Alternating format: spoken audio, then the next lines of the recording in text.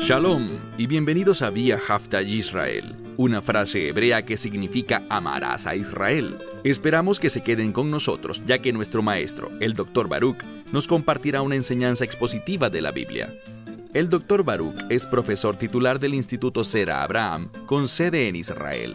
Aunque todos los cursos en el instituto se imparten en hebreo, el Dr. Baruch se complace en compartir esta enseñanza en inglés con doblaje al español.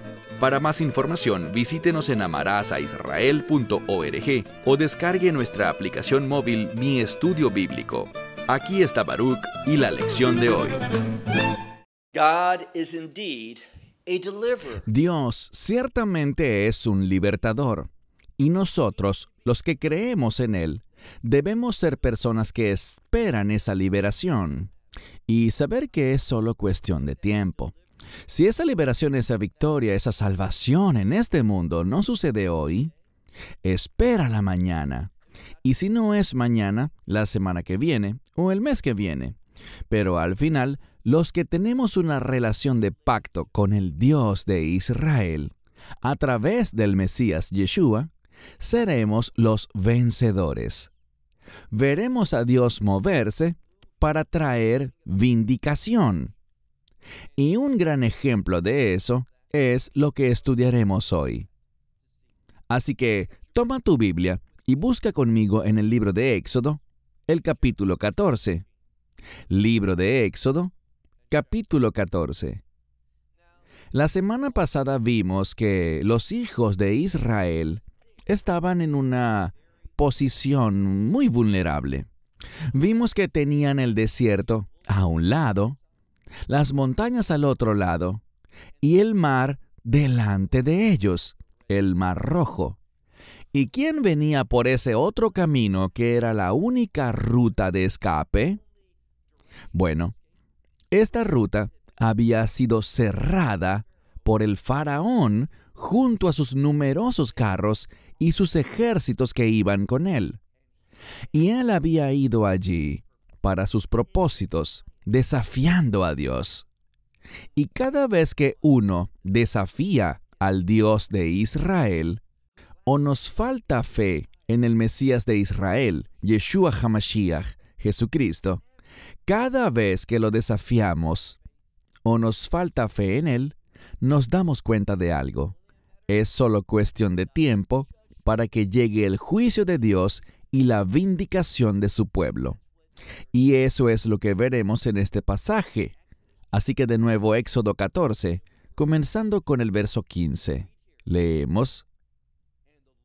Y el Señor le dijo a Moisés, no clames a mí. Dense cuenta de lo que este pasaje nos está enseñando.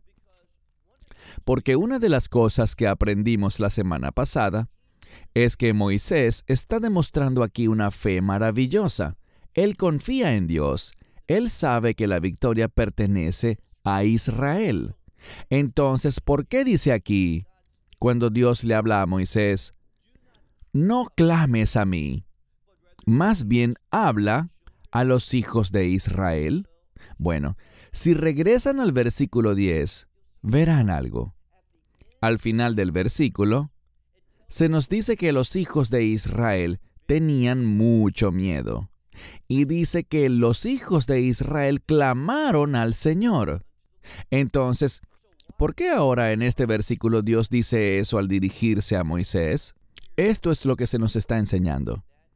Moisés, como líder, es el responsable de la condición espiritual del pueblo.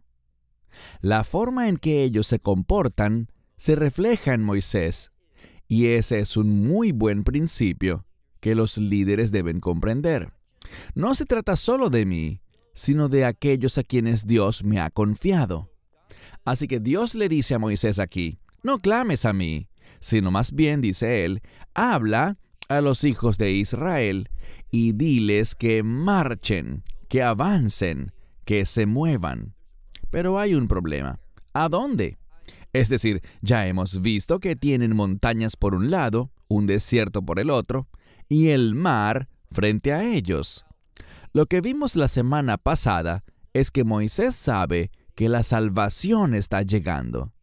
Él sabe que Dios va a manifestar liberación, que este no es el fin. Dios tiene un propósito y no guió al pueblo para que fuera derrotado por el faraón.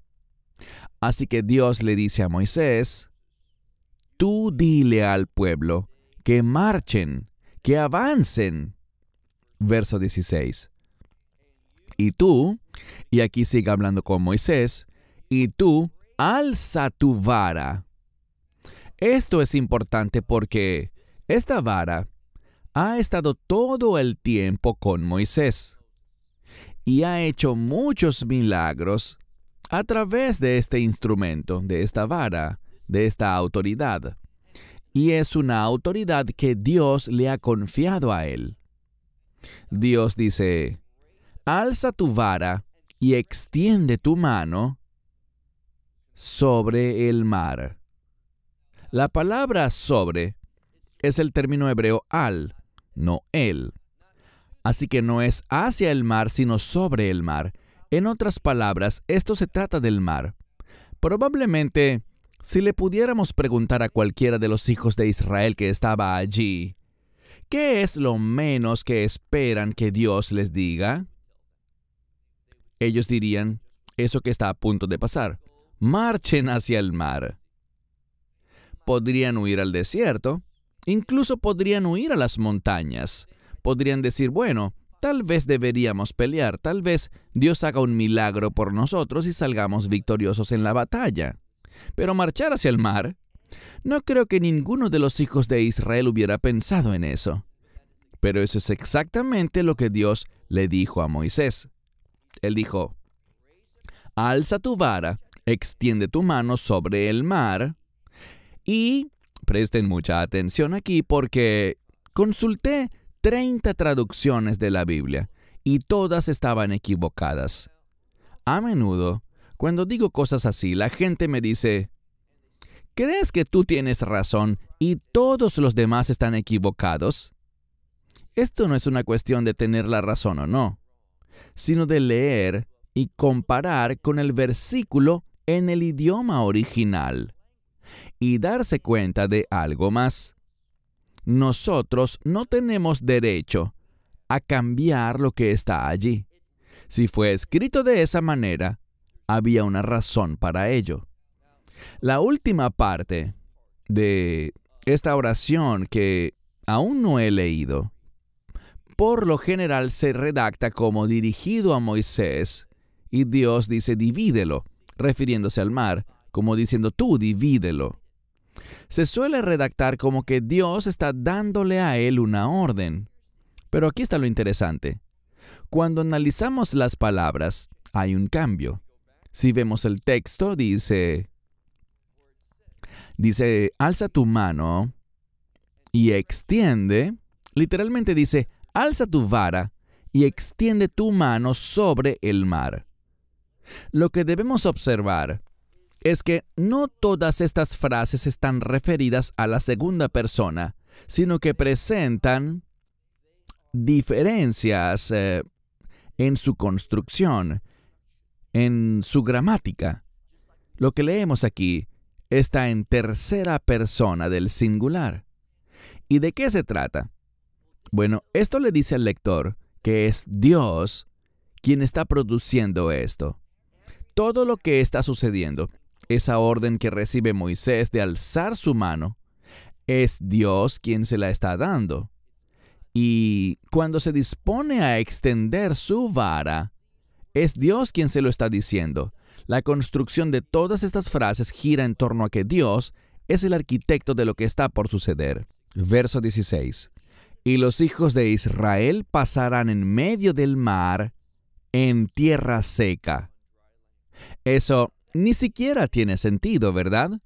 Se supone que él debía alzar su vara, extender su mano sobre el mar, y la palabra que sigue es, literalmente, divide. El mar se va a dividir, y los hijos de Israel pasarán. Y dice aquí que ellos pasarán por en medio del mar en tierra seca. Eso significa que Dios actuará de una manera poderosa. Y todo esto nos lleva de vuelta al asunto de la fe. ¿Realmente creemos que Dios actuará a favor nuestro de una manera poderosa? Aquí está la clave.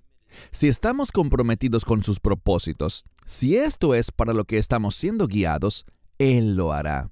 Verso 17.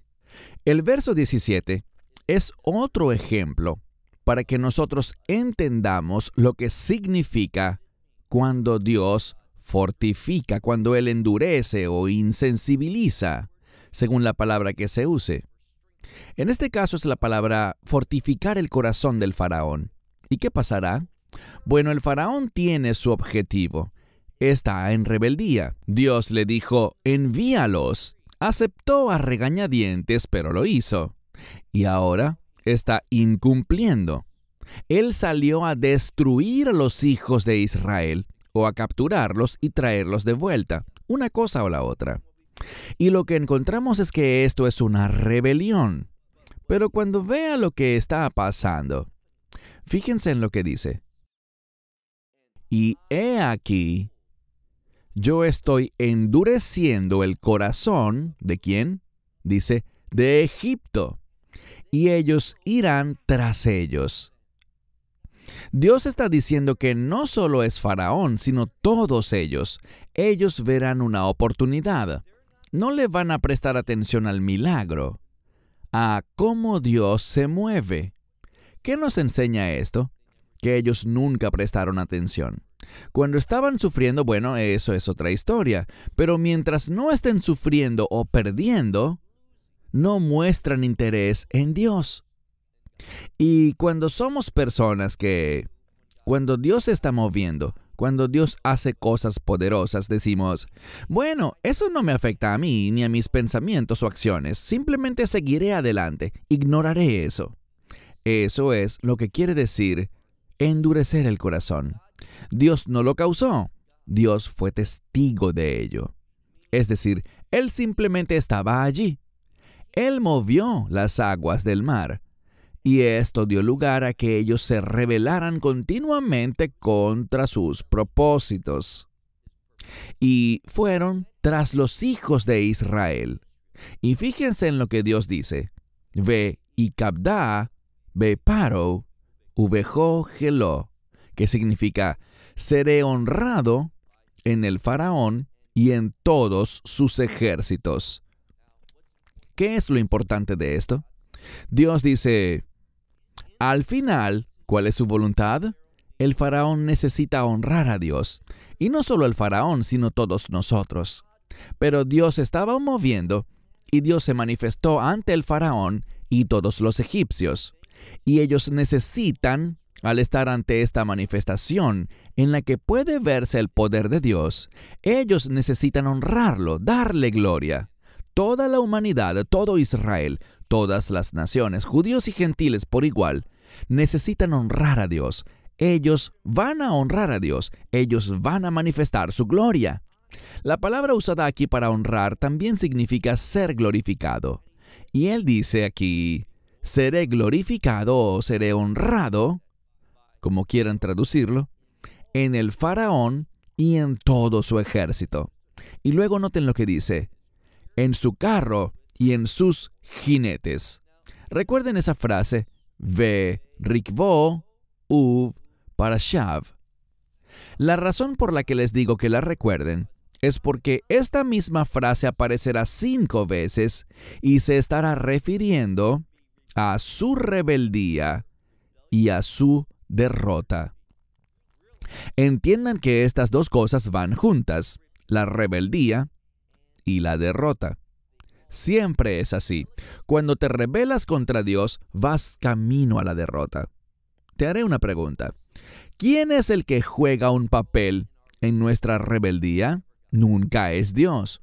Nunca jamás es Dios. ¿Quién es entonces? Satanás. Y lo que vemos es que la rebeldía conduce a la derrota.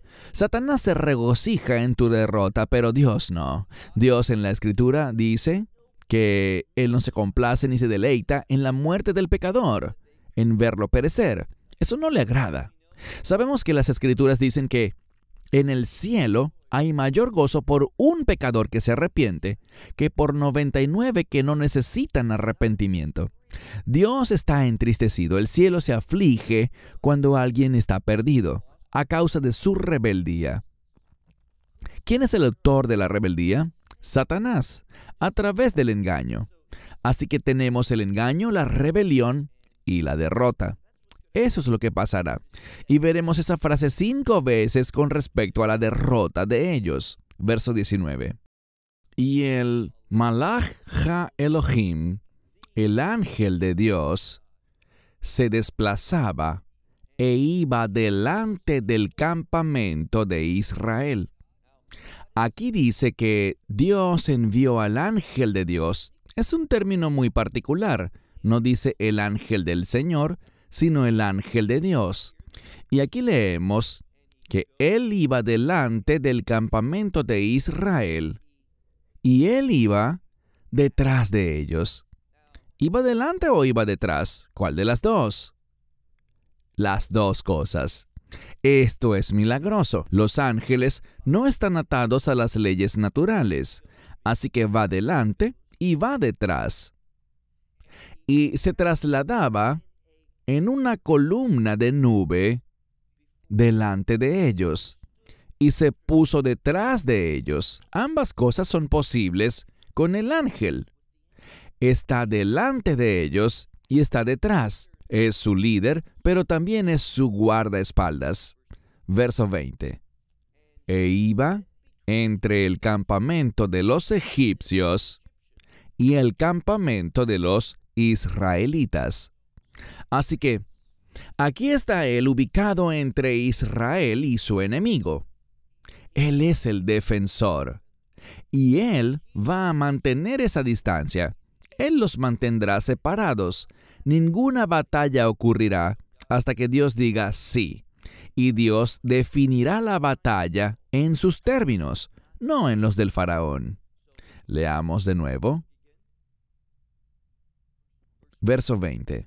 Y él iba entre el campamento de los egipcios y el campamento de Israel. Y sucedió que había una nube. Y noten que dice, Vejajoshek, Veyaer et Halaila. Era oscuridad y él alumbraba toda la noche. ¿Lo ven? Para los egipcios, él manifestó oscuridad. Pero para los hijos de Israel, manifestó luz. Él alumbraba.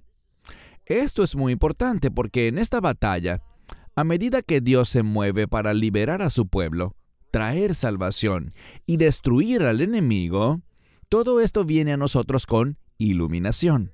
Es muy importante que veamos el cambio. Cuando él habla a los egipcios, él usa este término Vejajoshek. Joshek es un sustantivo. Pero cuando le habla a Israel, él usa un verbo, Veyaer. Él alumbraba. Y todo esto sucedió ¿cuándo? En Laila, porque dice Ha-Laila. Ahora bien, ¿por qué eso es importante? Porque esto lo hemos visto antes. Cuando los hijos de Israel salieron de Egipto, en ese primer día de los panes sin levadura, sabemos que salieron en la noche, que en hebreo es Laila. Y vemos una correlación entre la noche y ¿qué cosa? La redención. Lo mismo pasa aquí. Este es el resultado de la redención, la derrota del enemigo. Verso 21. Moisés extendió su mano sobre el mar y el Señor guió el mar con un recio viento del este toda la noche. Vean bien lo que dice. Moisés extendió su mano y el Señor guió el mar. Es decir, puso en el mar un recio viento del este o del oriente toda la noche. Y tornó el mar en tierra seca y dividió las aguas.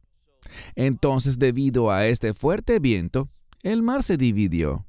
¿Y qué más pasó? Secó el agua, es decir, quedó seca la tierra que el agua había cubierto. Dios estuvo obrando toda la noche.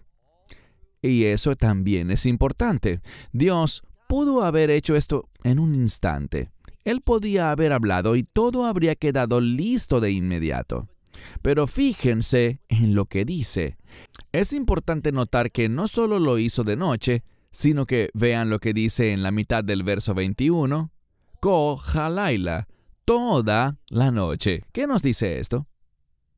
Nos dice que Dios obra durante toda la noche, que solo por el hecho de que estemos dormidos, solo por el hecho de que no veamos las cosas, no significa que no estén sucediendo. En Hanukkah leemos un salmo que habla de cuando uno está acostado por la noche. Ve Behit, llorando. Pero luego, Boker, por la mañana, vendrá el júbilo, la alegría. Así que esto habla del cambio que se produce por la noche, y eso es justo lo que veremos. Pasemos ahora al verso 22. Y los hijos de Israel pasaron por en medio del mar, en tierra seca.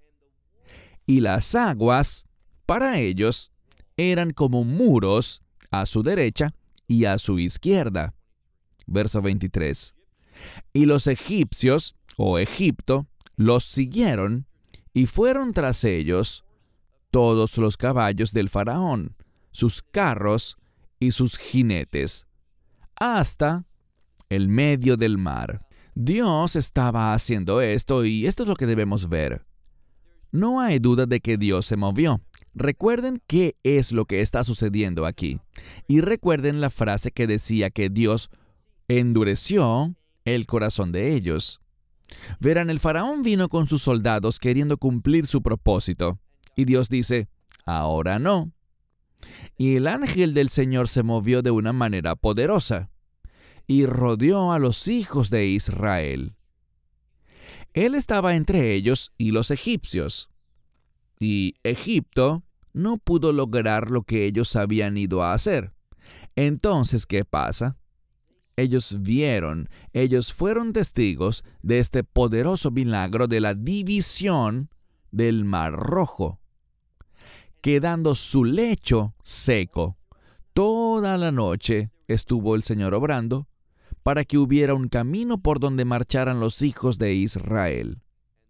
Y noten lo que dice el verso 23, ellos vieron eso, pero no prestaron atención a que estas cosas sobrenaturales sucedían en nombre de los hijos de Israel.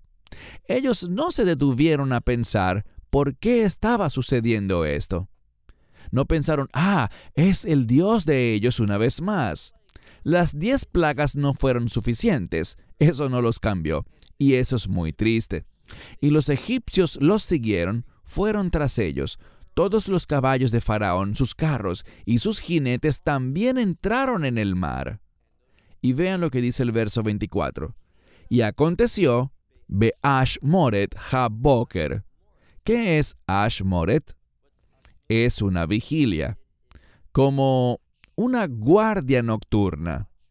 Y sabemos algo. En la antigüedad, había 4 vigilias durante la noche. Había una de 6 a 9 de la noche, otra desde las 9 hasta las 12 a la medianoche, otra de la medianoche a las 3 de la mañana y la última de 3 a 6 de la mañana. Y esa última era la vigilia de la mañana y terminaba con luz. Ahora bien, Boker, la palabra mañana es importante, porque cuando esa palabra aparece en las Escrituras, a menudo tiene que ver con una manifestación, con revelar algo, iluminar algo, con mostrar algo. Y esa victoria se va a manifestar con luz. Tiene el propósito de obtener entendimiento. Verso 24. Y aconteció, en la vigilia de la mañana, Vayafkev Hashem. Vayashkev puede que esté traducido en tu Biblia como Él vio, pero es una palabra diferente a la que suele usarse, lirot, para ver, o lahabit, observar o contemplar. En hebreo hablamos de hashkefa, significa perspectiva, y aquí dice que Dios miró, para comunicar que Él dio una perspectiva. Él ha visto algo, ha percibido algo, todo va según su plan y de acuerdo con su propósito. Y el Señor, Él vio el campamento de los egipcios. Es decir, Él percibió el campamento de los egipcios en una columna de fuego y nube. ¿Y qué pasa? Dice aquí, Vayaham et Mahane Mitzraim. Debemos prestar mucha atención a esa palabra, Vayaham. Vayaham es como la palabra Hamim. Tiene que ver con un ruido. Y el ruido, a veces, tiene que ver con algo que produce miedo. Y Dios percibió. Él miró, pero tenía una perspectiva. Eso es lo que se nos enseña aquí. Él no solo vio, sino que miró con la comprensión que formó su perspectiva y vio el campamento de los egipcios. ¿Y qué hizo? Leamos. Dice aquí, Vayaham et Mahane Mitzraim. Y el ruido estaba con el campamento de los egipcios. ¿Y de dónde venía eso? Miren el verso 25. Leemos aquí que ellos quitaron, y algunos dirán que se sujetaron, y eso es incorrecto. Y no dice ellos, dice Él. Y Dios quitó, es lo que podríamos decir, las ruedas de sus carros, los carros de Faraón, y andaban con dificultad. Así que esto es lo que ellos tenían como su arma principal. Su arma secreta eran estos poderosos carros, más poderosos que los de cualquier otra nación. Al faraón se le ocurrió este sistema de 3 hombres que montaban y controlaban los carros. Era una cosa terrible.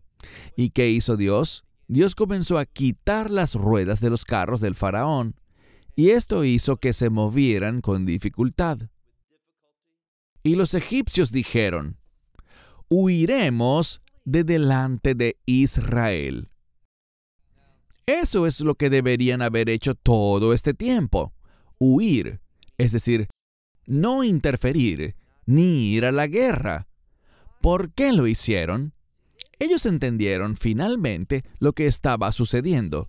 Ki Hashem, porque el Señor está luchando por ellos contra Egipto. Así es. Y fíjense que esa afirmación es muy significativa. Dios está luchando. Literalmente es la palabra nilham, que significa ir a la guerra. Dios va a la guerra por ellos, por Israel, contra Egipto. Y cuando eso sucede, déjame hacerte una pregunta. ¿Quién crees que ganará? ¿Quién saldrá victorioso? ¿Quién logrará esta gran victoria? ¿El faraón? No. Al faraón le esperaba la derrota. ¿Lo sabías? Cada vez que haces tu voluntad, ¿sabes a quién estás escuchando realmente? Cuando te comprometes con tus planes y propósitos, estás bajo el control del enemigo. Estás siendo engañado, has sido engañado y Satanás es llamado el acusador. ¿Por qué? A él le encanta acusarnos de nuestra injusticia, nuestra maldad, nuestra pecaminosidad, nuestra rebeldía. Él disfruta cuando otros sufren la derrota a manos de Dios. Cuando Dios castiga a las personas, Él se regocija con eso. Y el faraón y los egipcios fueron engañados y ahora sufren las consecuencias de eso. Verso 26. Y el Señor habló a Moisés: extiende tu mano sobre el mar, y las aguas volverán sobre los egipcios y sobre sus carros, y sobre sus jinetes. Es la cuarta vez que se enfatiza esa frase, sus carros y sus jinetes. Verso 27. Dios le dio la orden a Moisés y él iba a obedecer. Y Moisés extendió su mano sobre el mar y el mar volvió, ¿cuándo? Lifnot Boker, justo antes de la mañana. Y lo hizo hasta alcanzar Lei Etanó. Etán significa fuerza o poder, pero en este caso es hasta alcanzar toda su profundidad. Entonces Moisés extendió su mano de nuevo con la vara y el mar volvió. Pero para este momento los israelitas ya habían cruzado. ¿Y qué estaba pasando? Los egipcios los estaban persiguiendo. Y para cuando entran en razón, y este es un punto muy importante, para cuando llegan a la perspectiva correcta, Dios está luchando. Dios ha ido a la guerra por ellos. ¡Huyamos! Pero ya era demasiado tarde. Ahora bien, esta es la buena noticia. Si estás escuchando mi voz, no es demasiado tarde para ti. No has cruzado ese punto de no arrepentimiento. El arrepentimiento todavía es posible para ti. Eso significa que todavía hay esperanza. Aún es posible que experimentes y compartas la victoria del Señor, su liberación, su salvación. Pero los egipcios ya habían dejado atrás ese punto. Y vemos que ellos quedaron cubiertos por el mar. Y noten lo que dice aquí. Volvamos a leer el verso 27. Moisés extendió su mano sobre el mar, y el mar volvió antes de la mañana a su medida completa. Esa es la intención de la frase Lei Etanó. Y los egipcios estaban huyendo. ¿En qué momento? Cuando él se encontró con ellos. Eso es muy importante. Cuando él se encontró con ellos. ¿Y qué hizo el Señor a los egipcios? Vai naer. Esta es la misma palabra para sacudir. Si miramos el Nuevo Testamento en hebreo y buscamos este pasaje que dice, si ellos no quieren recibir esa proclamación, si no les reciben, hablando de cuando él envió a los discípulos a ir de aldea en aldea, él les dijo, si los rechazan, vayan a la salida de la ciudad y sacudan el polvo de sus pies. Bueno, aquí está de nuevo esa misma frase en el Antiguo Testamento. Dice aquí, y el Señor sacudió a los egipcios en medio del mar. Ellos tuvieron la misma experiencia en el sentido de que Israel se metió en el mar y los egipcios entraron en el mar también. Uno salió victorioso, pero el otro fue derrotado y experimentó la muerte. ¿Por qué? Uno tenía un pacto y el otro no. Uno seguía a Dios y el otro seguía el engaño, es decir, sus propios deseos, sus propias motivaciones. Estas cosas están escritas para ejercer un impacto en las decisiones que tomamos. Versículo 28. Y las aguas volvieron y cubrieron el carro y el jinete. Es la quinta vez que se menciona esto. Y todo el ejército de Faraón, dice aquí, las aguas vinieron tras ellos en el mar. Y no quedó de ellos ni uno.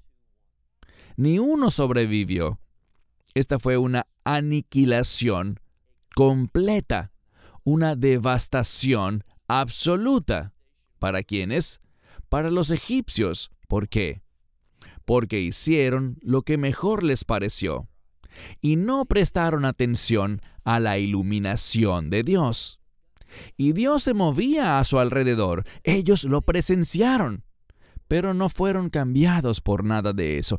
Así que te hago una pregunta. ¿Serás cambiado por la revelación de Dios? Aquí está la revelación de Dios. Léela. Y mientras la lees, ¿eso te cambia o tiene un impacto en ti? Si no es así, no tienes esperanza y experimentarás en última instancia la destrucción eterna. Y eso no significa que un día cesará. No será así. Tendrás tormento y destrucción por los siglos de los siglos, y serás consciente de eso. Hay quien dirá, bueno, mi alma sí, pero mi cuerpo no sentirá nada. Eso es verdad, pero tu alma tiene una mayor percepción.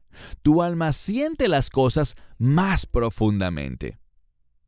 Una de las peores cosas que pueden pasarle a una persona, y cuando digo peores, hablo de un gran sufrimiento, una gran dificultad, es cuando alguien se encuentra en depresión, cuando cae en desesperación. Eso es algo emocional. Es una condición que ocurre en el interior de la persona y puede ser algo devastador. Bien, dense cuenta de que espiritualmente el alma puede sufrir tormento físico. Y eso es exactamente de lo que se trata la destrucción eterna. Y por eso es tan importante que uno se arrepienta y se aferre a la gracia, a la misericordia y al perdón que Dios ofrece. Dice aquí, Lo neshar behem, ni uno, o literalmente no quedó de ellos, ad ahad, ni uno. Ahora, miren el verso 29, pero los hijos de Israel pasaron por tierra seca en medio del mar. Y de nuevo, ¿creen que alguno de ellos esperaba eso? Ni uno de ellos pensó, ya sé lo que Dios va a hacer. Él va a dividir el mar. Él nos va a guiar a través de él. Él va a secar la tierra del lecho marino para nosotros. Y cuando lleguemos al otro lado, esos egipcios que nos perseguían se ahogarán y serán derrotados. Nadie pensó eso. Pero eso es lo que Dios hizo. Dios tenía un plan secreto de victoria. Y permítanme decirles con toda seguridad, con la mayor confianza, que Dios tiene un plan secreto de victoria para ustedes, que va a producir lo que ustedes nunca podrían pensar o imaginar en sus mentes. Pero Dios tiene ese plan, y nunca lo sabrás hasta que entres en esa relación de nuevo pacto con Él. Entonces, Dios hizo lo que nadie pensó. Veamos de nuevo el verso 29. Y los hijos de Israel pasaron por tierra seca en medio del mar. Y las aguas era para ellos un muro a la derecha y a la izquierda. Mi esposa está sentada por allá, y cuando digo algo gramaticalmente incorrecto, eso le causa dolor. Así que permítanme decirlo como es. Dije que las aguas era, pero debí decir las aguas eran. Entonces, dice, las aguas eran para ellos un muro a la derecha y a la izquierda. Verso 30. ¡Qué maravillosa declaración! La última parte de este capítulo es mi favorita. De hecho, todos los días en la sinagoga leemos sobre esa victoria. ¿Por qué? ¿Por qué los sabios lo incluyeron en las oraciones diarias? Porque saben lo importante que es. Esto nos da una perspectiva diferente. No una perspectiva mundana, sino una perspectiva de reino. Verso 30. Y el Señor salvó. ¡Qué gran palabra! Y por cierto, cuando miramos eso, dice aquí, Yoshá, que son las mismas letras y la misma raíz verbal de la palabra Yeshua, que es el nombre de Jesús nuestro Salvador. El Señor salvó, Veyom Jahu et Yisrael. El Señor salvó en aquel día a Israel. Normalmente cuando encontramos la frase en hebreo Veyom Jahu, en aquel día, es una referencia al día del juicio. En otras palabras, cuando miramos este relato vemos algunos principios. El juicio de Dios en los últimos días no sucederá de la misma manera. Este fue un juicio de agua. El arca de Noé fue un juicio de agua. Pero en los últimos días descenderá fuego del cielo. Y así será la derrota final, antes de que se establezca la nueva Jerusalén. Fíjense que dije Nueva Jerusalén y no el reino milenial, pero también habrá fuego antes del reino milenial, cuando Dios juzgue a este mundo. El Señor salvó aquel día a Israel de la mano de los egipcios. Ahora bien, los egipcios, cuando los eruditos miran las cosas relacionadas con Egipto, ven a Egipto como una especie de microcosmos del mundo. Así que lo que vemos aquí es que Dios salvará a Israel de la mano del mundo. E Israel vio a los egipcios muertos a la orilla del mar. Ellos estaban del otro lado y fíjense en lo que sucede cuando iban a trasladarse. ¿A dónde? Al monte Sinaí. Allí es a donde Dios los estaba llevando. Allí es donde tendrían una oportunidad increíble de adorarlo. Pero al mirar atrás, ellos vieron todos los cadáveres de los que se ahogaron en el mar de la mano de Dios. ¿Y qué hicieron? Miren el versículo 31, que es el verso final por hoy. E Israel vio Hayad HaGedulah. En algunas Biblias lo traducen de manera diferente, pero aquí dice la gran mano. Hoy hablamos del término mano en nuestro centro de estudios. Yad puede significar poder o autoridad, así que es el gran poder, la gran autoridad de Dios. Y Dios tiene una autoridad maravillosa y poderosa. Y lo más sabio que puedes hacer, y yo que ustedes escribiría esto, porque esto es algo que puede cambiar tu vida aquí y cambiar también tu eternidad. Esto puede ponerte en el propósito de Dios para tu vida. ¿Y qué es eso? Lo más sabio que una persona puede hacer es someterse a la autoridad de Dios. Me doy cuenta de algo. Eventualmente, todas las personas harán eso. Todos se van a someter a la voluntad de Dios. Para algunos, debido a que tienen una relación de pacto a través del Mesías Yeshua, el propósito de Dios para ellos es la vida eterna. Ser beneficiarios de sus promesas y sus bendiciones. Pero para aquellos que rechazan el pacto de Dios, los que se rebelan contra su autoridad, van a experimentar la condenación y vergüenza eternas. Y lo estarán experimentando en un tormento eterno. Pero miren el verso 31. Los hijos de Israel vieron la gran mano, lo que el Señor hizo con Egipto. Así que fue el poder de Dios, por la autoridad de Dios, que Él hizo eso con Egipto. Ahora leamos la última parte del verso 31. Esta es la parte más inquietante, porque como saben, la fe es el fundamento. La Biblia dice que sin fe es imposible agradar a Dios. Y fíjense en lo que la Escritura hace aquí. Leamos la última parte. Y el pueblo, es decir, Israel, los hijos de Israel, dice aquí, el pueblo temió al Señor y creyeron en el Señor y en Moisés, su siervo. Debido a esta gran victoria, cambiaron su perspectiva, al menos por un momento. Ellos tenían fe. ¿Qué dice? Noten, el pueblo temió al Señor, le dieron la prioridad, y al hacerlo, creyeron en el Señor y en Moisés. La palabra creer es la palabra fe. Ellos tuvieron fe en el Señor y en Moisés. ¿Y esto qué está representando? Bueno, Moisés es el primer redentor. Y Dios dice específicamente en el libro de Deuteronomio que Él va a levantar a un profeta como Moisés, y debemos escucharlo. Todos los eruditos, tanto judíos como cristianos, entienden que esto se trata de una profecía mesiánica, que habría alguien más a quien Dios levantaría. Y creo que esa es una referencia clara de la resurrección. Y eso solo sucederá cuando Israel vea la gran victoria que Dios proveyó.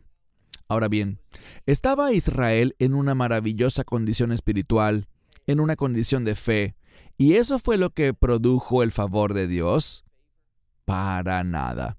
Ellos tenían miedo, gritaban, dudaban, hablaban de que iban a morir.